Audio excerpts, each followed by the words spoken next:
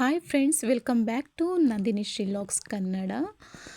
ಯಾರೆಲ್ಲ ನಮ್ಮ ಚಾನಲ್ನ ನೋಡ್ತಾ ಇದ್ದೀರೋ ಪ್ಲೀಸ್ ಸಬ್ಸ್ಕ್ರೈಬ್ ಮಾಡಿಕೊಂಡು ಚಾನಲ್ಗೆ ಸಪೋರ್ಟ್ ಮಾಡಿ. ಇವತ್ತು ಈ ಒಂದು ಒಳ್ಳೆ ರೆಸಿಪಿಯೊಂದಿಗೆ ಬಂದಿದ್ದೀನಿ. ಬಾಳೆ ದಿಂಡಿನ ಪಲ್ಯ ತುಂಬ ಆರೋಗ್ಯಕ್ಕೆ ಒಳ್ಳೆಯದಾದ ರೆಸಿಪಿ ಅಂತಲೇ ಹೇಳ್ಬೋದು.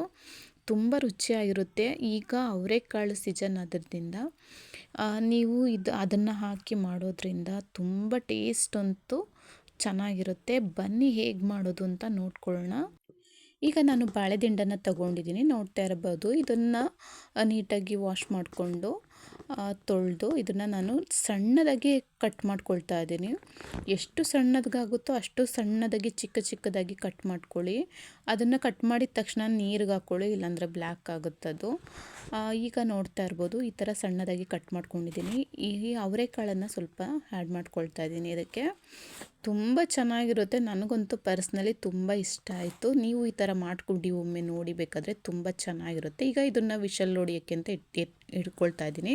ಒಂದು 3 ವಿಷಲ್ನ ತೆಕ್ಕೊಂಡು ಬರೋಣ. ನಾನಿಲ್ಲಿ ಮಸಾಲೆಗೆ ಅಂತ ಅಂದ್ಬಿಟ್ಟು ತೆಂಗಿನಕಾಯಿ, 1-2 ಸ್ಪೂನ್ ಹುರ್ಗಡ್ಡೆ, 1 ಪೀಸಷ್ಟು ಚಕ್ಕೆ, ಶುಂಠಿ ಇಷ್ಟನ್ನು ಹಾಕ್ಕೊಂಡು ಸ್ವಲ್ಪ ಕೊತ್ತಂಬರಿನೂ ಕೂಡ ಹಾಕ್ಕೊಳ್ತಾ ಇದ್ದೀನಿ. ಇದನ್ನು ಚೆನ್ನಾಗಿ ರುಬ್ಕೊಳ್ಳೋಣ. ಇದನ್ನು ಸಣ್ಣದಾಗಿ ಈ ಥರ ನಾನು ರುಬ್ಕೊಂಡಿದ್ದೀನಿ. ಈಗ ನಾನು ಒಂದು ಕುಕ್ಕರ್ನ ಇಟ್ಕೊಳ್ತಾ ಇದ್ದೀನಿ ಒಗ್ಗರಣೆಗೆ.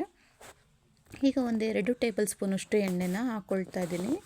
ಈಗ ನೋಡ್ತಾ ಇರ್ಬೋದು, ನಾನು ದಪ್ಪ ಈರುಳ್ಳಿನ 1 ಈರುಳ್ಳಿನ ತೊಗೊಂಡಿದ್ದೀನಿ, ಮತ್ತು ಕರಿಬೇವು ಮತ್ತು ಬೆಳ್ಳುಳ್ಳಿಯನ್ನು ತೊಗೊಂಡಿದ್ದೀನಿ, ಕ್ರಷ್ ಮಾಡಿ ಹಾಕ್ಕೊಂಡಿದ್ದೀನಿ. ಅದನ್ನು ಇಷ್ಟನ್ನು ಕೂಡ ಆ್ಯಡ್ ಮಾಡ್ಕೊಳ್ಳಿ. ತುಂಬ ಸಖತ್ತಾಗಿರುತ್ತೆ ಟೇಸ್ಟು. ಇಷ್ಟ ಹಾಕ್ಕೊಂಡ್ರೆ ಸಾಕು. ಸಿಂಪಲಾಗಿ ಮಾಡ್ಕೊತೀವಿ ಅಂತ ಅಂದರೆ ನೀವು ಈ ಥರ ಒಮ್ಮೆ ಟ್ರೈ ಮಾಡಲೇಬೇಕು. ತುಂಬ ಚೆನ್ನಾಗಿರುತ್ತೆ. ಇಷ್ಟು ಒಗ್ಗರಣೆನೇ ಸಾಕಾಗುತ್ತೆ. ತುಂಬ ಟೇಸ್ಟ್ ಬರುತ್ತೆ.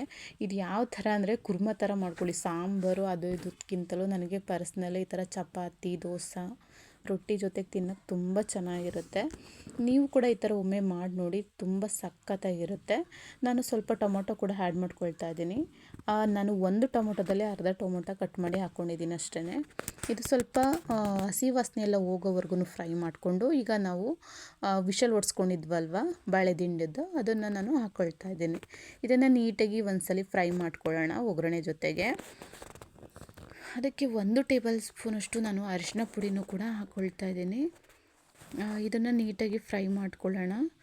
ಎಷ್ಟಾಗುತ್ತೋ ಅಷ್ಟು ಚೆನ್ನಾಗಿ ಫ್ರೈ ಮಾಡ್ಕೊಳ್ಳೋಣ. ಇದೆಲ್ಲ ಚೆನ್ನಾಗಿ ಫ್ರೈ ಆದ ನಂತರ ನಾವು ಮಸಾಲೆ ರುಬ್ಕೊಂಡಿದ್ವಲ್ಲ ಅದನ್ನು ಇವಾಗ ಹಾಕ್ಕೊಳ್ತಾ ಇದ್ದೀನಿ. ಇದನ್ನ ನೀಟಾಗಿ ಒಂದ್ಸಲ ಫ್ರೈ ಮಾಡ್ಕೊಳ್ಳೋಣ. ಮತ್ತು ಇದಕ್ಕೆ ರುಚಿಗೆ, ಖಾರಕ್ಕೆ ಅನುಗುಣವಾಗಿ ಮನೆಯಲ್ಲೇ ಮಾಡಿಸಿರ್ತೀವಲ್ಲ ಸಾಂಬಾರು ಪುಡಿ, ಅದನ್ನು ನಾನು 1 ಟೇಬಲ್ ಸ್ಪೂನಷ್ಟು ಹಾಕ್ಕೊಳ್ತಾ ಇದ್ದೀನಿ. ಇದೆಲ್ಲ ಸೇರಿಸಿ ನಾನು ಒಟ್ಟಿಗೆ ಮಿಕ್ಸ್ ಮಾಡ್ಕೊಳ್ತಾ ಇದ್ದೀನಿ. ಈ ಥರ ನೀಟಾಗಿ ಮಿಕ್ಸ್ ಮಾಡ್ಕೊಳ್ಳೋಣ.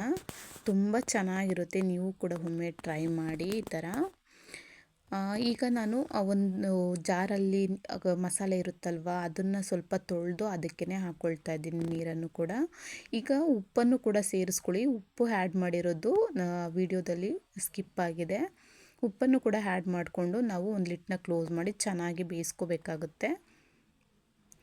ತುಂಬ ಟೇಸ್ಟಿಯಾಗಿ ಬಂತು ಮಾತ್ರ. ತುಂಬ ಚೆನ್ನಾಗಿತ್ತು. ನಾವು ದೋಸೆಗೆ ಅಂತ ಮಾಡ್ಕೊಂಡಿದ್ವಿ. ನೀವು ರೊಟ್ಟಿ, ಚಪಾತಿ ಏನಕ್ಕೆ ಬೇಕಾದರೂ ಯೂಸ್ ಮಾಡ್ಬೋದು. ತುಂಬ ಚೆನ್ನಾಗಿರುತ್ತೆ. ಯಾರೆಲ್ಲ ನಮ್ಮ ಚಾನಲ್ಗೆ ಇನ್ನೂ ಸಬ್ಸ್ಕ್ರೈಬ್ ಮಾಡ್ಕೊಂಡಿಲ್ವೋ ಪ್ಲೀಸ್ ಸಬ್ಸ್ಕ್ರೈಬ್ ಮಾಡ್ಕೊಳ್ಳಿ, ಮತ್ತು ವಿಡಿಯೋಗೆ ಸಪೋರ್ಟ್ ಮಾಡಿ. ತುಂಬ ದಿನ ಆಯಿತು ವಿಡಿಯೋ ಎಲ್ಲ ಅಪ್ಲೋಡ್ ಮಾಡಿ. ಈಗ ನಾನು ಕಂಟಿನ್ಯೂಸ್ ಆಗಿ ವಿಡಿಯೋ ಅಪ್ಲೋಡ್ ಮಾಡಬೇಕು ಅಂತ ಅಂದ್ಕೊಂಡಿದ್ದೀನಿ.